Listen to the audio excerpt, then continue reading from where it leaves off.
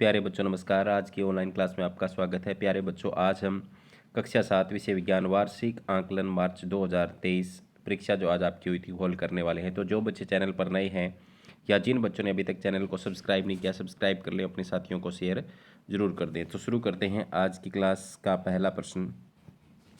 पहले प्रश्न में आपसे पूछा है,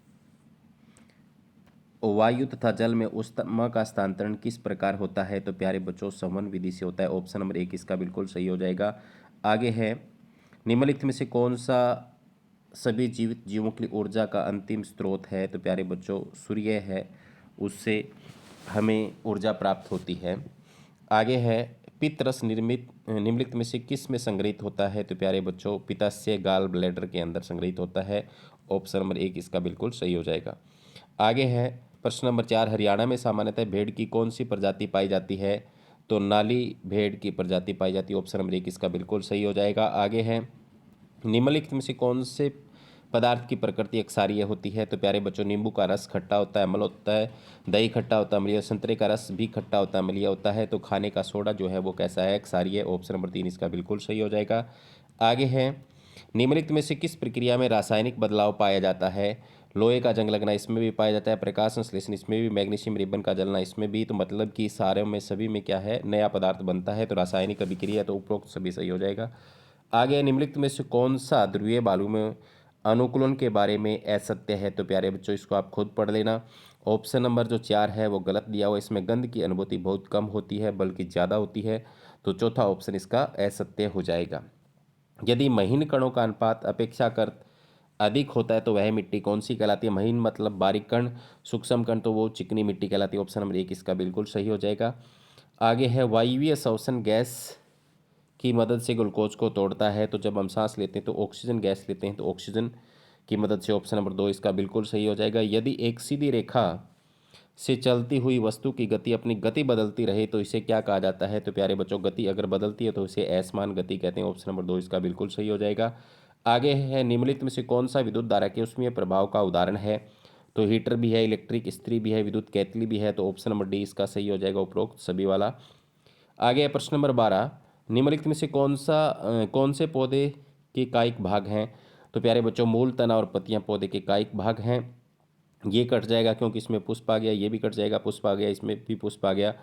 तो यहाँ पर ऑप्शन नंबर 3 इसका बिल्कुल सही है। आगे है, सामान्यतः डॉक्टरी थर्मामीटर का प्रेशर कितना होता है? तो 35 से 42 डिग्री सेल्सियस होता है। ऑप्शन नंबर 4 इसका बिल्कुल सही हो जाएगा। किस दिन को विश्व जल दिवस के रूप में मनाया जाता है? तो प्यारे बच्चों, 22 मार्च को विश्व जल दिवस के रूप में मनाया जाता है।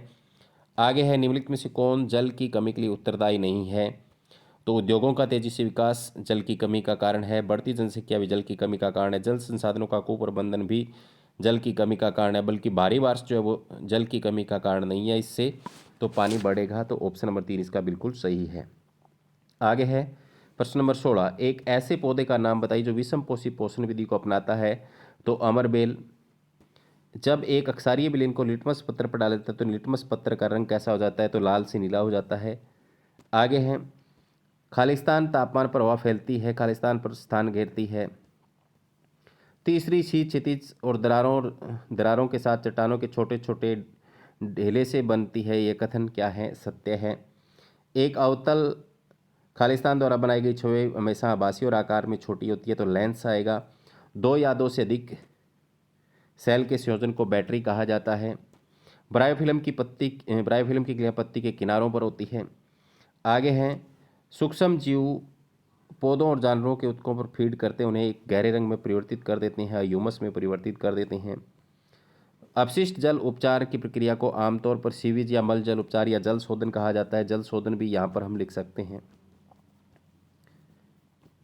आगे, विश्व जल दिवस कब मनाया जाता है? तो ये पहले भी हम पढ़ चुके हैं, उसमें आया था 22 मार्च। आगे हैं, कुचालक क्या होते हैं? अपने आसपास के वातावरण से किसी 2 कुचालक और 2 सुचालकों के नाम लिखो। तो बिल्कुल आसान था। वे पदार्थ जिनके अंदर से ऊष्मा गुजर सकती है। कुचालक नहीं गुजर सकती कुचालक, तो प्लास्टिक। ऐसे पदार्थ जिसके अंदर से ऊष्मा गुजर सकती है, विद्युत गुजर सकती है। सुचालक तो धातुएं लिख सकते थे। पर्वतारोही अपने साथ ऑक्सीजन सिलेंडर क्यों लेकर के जाते हैं? तो जैसे जैसे ऊंचाई बढ़ती है वायु का जो घनत्व है वो घटता है तो सिलेंडर साथ लेके। उष्णकटिबंधीय वर्षावन भारत के कौन कौन से क्षेत्र में पाए जाते हैं? दोलन गति क्या है, उदाहरण दीजिए। तो बड़े प्रश्न आप प्यारे बच्चों खुद देख लेना,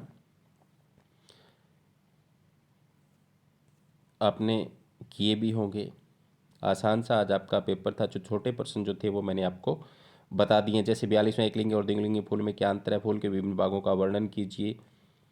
और 44वां था एनीमोमीटर क्या है, आंधी क्या है, और तूफान कैसे चक्रवात बन जाता है। तो ये था आज के प्रश्न पत्र के छोटे प्रश्नों का हल। बड़े प्रश्न आप खुद अपने चेक कर लेना। उम्मीद करता हूँ कि आपने अच्छे से पेपर को हल किया होगा। धन्यवाद।